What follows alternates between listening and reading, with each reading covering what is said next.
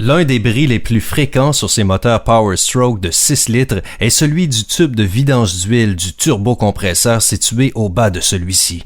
La rouille en est la principale cause. Donc, qu'il y ait ou non une fuite d'huile, si vous faites une réparation sur le turbocompresseur et que vous devez enlever le tube de vidange, l'idéal est de toujours installer un tube de vidange neuf.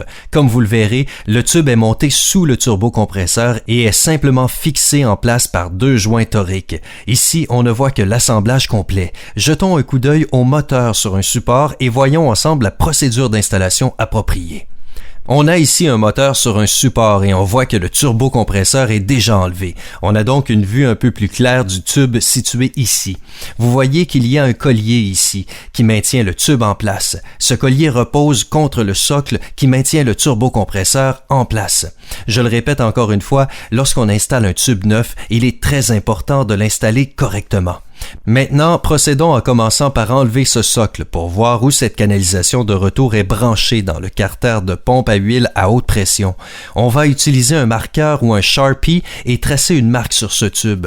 On voit que ce vieux tube est assez rouillé, mais je vais quand même tracer une marque ici qui indique la profondeur à laquelle le tube neuf devra être inséré dans le carter plus tard. Maintenant, en tenant le tube d'une main ferme, je le fais tourner pour le dégager tout en le tirant hors du carter. Une fois que le tube est enlevé, on met le tube neuf à côté du vieux tube afin de reproduire cette marque ici qui nous indique la profondeur à respecter.